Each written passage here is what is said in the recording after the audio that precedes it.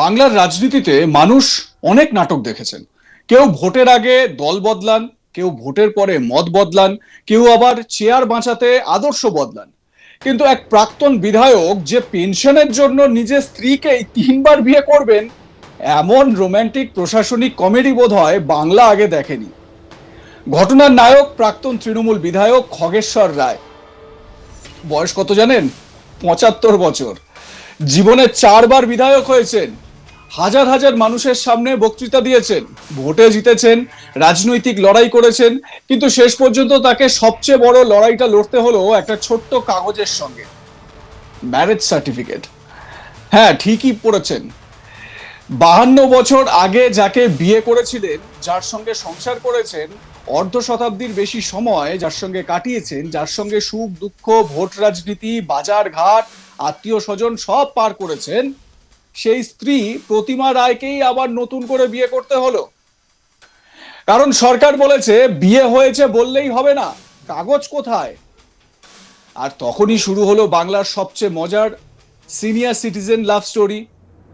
সময়টা ১৯৭৪ সাল। তখন খগেশ্বর রায় তরতাজা ২৩ বছরের যুবক, সদ্য শিক্ষকতার চাকরি শুরু করেছেন। মাথায় স্বপ্ন, চোখে ভবিষ্যৎ আর মনে প্রেম। সেই সময় বাস ভর্তি বরযাত্রী নিয়ে হলদিবাড়িতে গিয়েছিলেন বিয়ে করতে। তখনকার দিনের বিয়ে মানেই ছিল আলাদা আবেগ। ডিজে ছিল না, ড্রোন ক্যামেরা ছিল না, প্রি ওয়েডিং শুট ছিল না, পোস্ট ওয়েডিং শুট ছিল না। ছিল কেবল আত্মীয় স্বজন, প্যান্ডেল, মাংস ভাত আর গ্রামের মানুষের কৌতূহল। সেই বিয়েই টিকে গেল ৫২ বছর। আজকাল যেখানে অনেক বিয়ে ৫ মাসও টেকে না, সেখানে খগেশ্বর প্রতিমার সংসার পেরিয়ে গেল অর্ধ শতাব্দী। এটা নিজেই একটা লং টার্ম ডেভেলপমেন্ট প্রজেক্ট।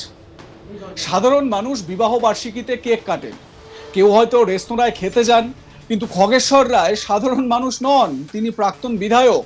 তাই ২০২৪ সালে ৫০তম বিবাহ বার্ষিকীতেও তিনি ধুমধাম করে আবার বিয়ে করলেন। শোনা যায় সেই অনুষ্ঠানে প্রায় ৩,০০০ অতিথি উপস্থিত ছিলেন। অর্থাৎ অনেকের রাজনৈতিক সভায় যত লোক না হয়, খগেশ্বর বাবু বিয়েতে তার থেকে বেশি লোক করেছিলেন। গ্রামের মানুষও বোধহয় ভেবেছিলেন এত বছর পরে আবার বিয়ে, প্রেমটা এখনো বেঁচে আছে দেখছি। কেউ কেউ হয়তো মনে মনে ভাবছিলেন আমাদের বাড়িতে তো ১০ বছর পর স্বামী স্ত্রী একসঙ্গে চাও খায় না, আর এরা ৫০ বছর পরে আবার বিয়ে করছে। কিন্তু আসল চমক তখনও বাকি ছিল। রাজনীতিতে অনেকেই পেনশন বাঁচাতে নানা কৌশল করে থাকেন, কিন্তু খগেশ্বর রায় যা করলেন তা সত্যি ঐতিহাসিক। বিধায়ক পেনশনের সুবিধা নিতে গিয়ে তিনি জানতে পারলেন বিবাহিত হলে রেজিস্ট্রি ম্যারেজ সার্টিফিকেট লাগবে। ব্যাস, এইখানেই ফেসে গেলেন। এবার সমস্যা হলো ১৯৭৪ সালে গ্রামের বিয়েতে এত কাগজপত্রের ঝামেলা ছিল কোথায়? তখন মানুষ সাত পাককে বিশ্বাস করত, সার্টিফিকেটকে নয়। অগ্নিসাক্ষী করে বিয়েটাই ছিল আসল সাক্ষী। কিন্তু সরকার বলল সাত পাক ঠিক আছে, কিন্তু ফাইলে কাগজ চাই। ব্যাস, তখনই ৭৫ বছরের খগেশ্বর বাবু স্ত্রী প্রতিমা রায়কে নিয়ে হাজির রেজিস্ট্রি অফিসে, সঙ্গে দুজন সাক্ষী। না ছিল ব্যান্ড পার্টি, না ছিল ৩,০০০ অতিথি, না ছিল মাটন বিরিয়ানি। এবারকার বিয়েতে সবচেয়ে বড় অতিথি ছিল সরকারি ফর্ম। খগেশ্বর বাবু অবশ্য খুব স্পষ্ট করে দিয়েছেন ব্যাপারটা। হাসতে হাসতে তিনি বলেছেন, এভাবে কেউ একজনকে ৩ বার বিয়ে করেছে বলে আমার জানা নেই। বাংলার মানুষও সম্ভবত বলছেন আমাদেরও জানা ছিল না। তিনি আরো বলেন, বিধায়ক পেনশনের সুবিধা নিতে গিয়ে জানতে পারলাম ম্যারেজ সার্টিফিকেট লাগবে, তাই ৫২ বছর পর রেজিস্ট্রি বিয়ে করতে হলো। তো প্রাক্তন বিধায়ক খগেশ্বর রায় কি বলছেন শুনুন।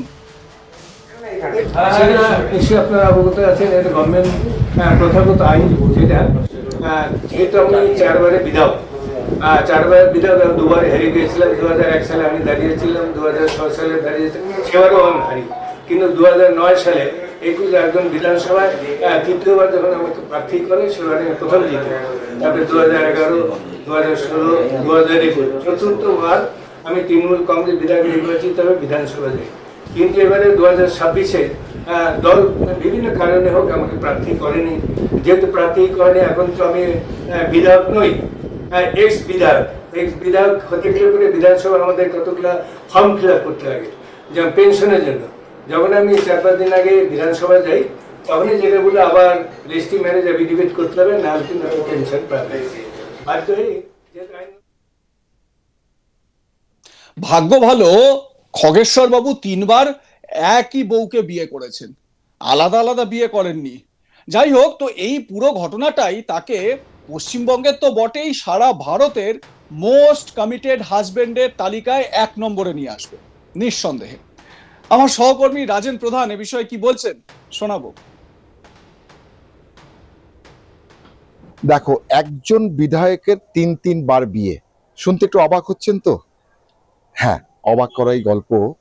কারণ রাজগঞ্জ বিধানসভার যে বিধায়ক ছিলেন খগেশ্বর রায়, আর এই খগেশ্বর রায় রীতিমতো 23 বছরের যুবক। 1974 সালে বাসভর্তি লোক নিয়ে হলদিবাড়িতে বিয়ে করতে গেছিলেন এবং সেখান থেকে কিন্তু তার জীবনযাত্রা শুরু হয় সাংসারিক। কিন্তু পরবর্তী 2024 সালে উনি কিন্তু 50 বছর পূর্তি করার পর ঠিক আবার সেই 1974 সালের যে বিয়ের সাজ, সেই সাজেই কিন্তু আবার উনি নিজেকে স্থাপিত করেন এবং মানুষকে ডাকেন এবং সেখানে 50 বছর বিয়ের যে পূর্তি সেটা পালন করেন। অর্থাৎ সেই নিরিখে কিন্তু 2বার বিয়ে হলো। কিন্তু এবার 3য় বিয়ে, যেহেতু উনি 4বারের সাংসদ, আর এই সাংসদের তহবিল থেকে যদি পেনশন নিতে হয় তাহলে সরকারি আইনগতভাবে যে নিয়মটি রয়েছে সেই নিয়মে কিন্তু তাকে পালন করতেই হবে, কারণ তাকে রেজিস্ট্রি বিয়ে করতে হবে এবং সাংবিধানিক স্বীকৃতি সংস্থা থেকে তাকে কিন্তু রেজিস্ট্রি যোগে তাকে কিন্তু প্রমাণ করতে হবে যে তিনি তার স্ত্রী। তাহলে এই খগেশ্বর রায় কে ছিলেন? এই খগেশ্বর রায় ছিলেন যখন উত্তরবঙ্গের মাটিতে, যখন তৃণমূলের কোনো বিধায়ক ছিলেন না, তখন 2009 সালে এই প্রথম খগেশ্বর রায় উনি কিন্তু রাজগঞ্জ বিধানসভায় উনি জয়ী হয়েছিলেন। আবার 2011 সালে যখন বিধানসভা নির্বাচন হয় সেখানে পর পর 3বার বিপুল ভোটে জয়ী হয়েছিলেন সেই খগেশ্বর রায়। আজ উনি প্রাক্তন, আর এই প্রাক্তন হওয়ার ফলে বিধায়ক হওয়ার যে লাভে সুলাভে উনি কিন্তু পেতে চলেছেন পেনশন, আর এই পেনশন পেতে গেলেই কিন্তু তাকে দিতে হবে রেজিস্ট্রি ম্যারেজের সার্টিফিকেট। অবশ্যই প্রথম কিন্তু লোকেরা কেউ বুঝতে পারেনি যে কেন হঠাৎ করে বিধায়ক তার বিয়ের একটা বিষয়গুলোকে তৈরি করছে এবং হঠাৎ করে রেজিস্ট্রি অফিসে গিয়ে বিয়ের সাজে সেখানে বিয়ে করার জন্য তিনি রেজিস্ট্রি ম্যারেজে রেজিস্টার রয়েছেন আর তার কাছে গিয়ে কেন তিনি রেজিস্ট্রি করছেন, এটা কিন্তু একটা প্রশ্ন ছিল। কিন্তু পরবর্তী এই ভুলটি কিন্তু উনি নিজেই ভেঙে দিয়েছেন, কারণ সরকারি আদলে যে সমস্ত কাগজপত্র দরকার আর সেই কাগজপত্রকে পূরণের জন্যই এই রেজিস্ট্রি বিয়া কাগজ প্রয়োজন আছে।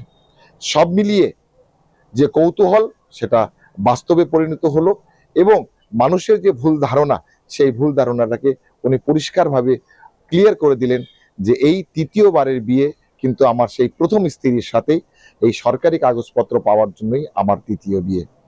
যাই হোক, সব মিলিয়ে এলাকার মানুষ খুশি এবং খগেশ্বর রায় যিনি আছেন তিনি এই মুহূর্তে প্রাক্তন এমএলএ এবং বহাল তবিয়তে রয়েছেন অপেক্ষায় যে কবে তাকে পেনশন দেবে এবং সে কবে পেনশন গ্রহণ করবে। লাইক, কমেন্ট, শেয়ার করে আপনাদের মতামত জানাতে ভুলবেন না। দেখতে থাকুন আজ তাক বাংলা, সাবস্ক্রাইব করুন আমাদের ইউটিউব চ্যানেলটি।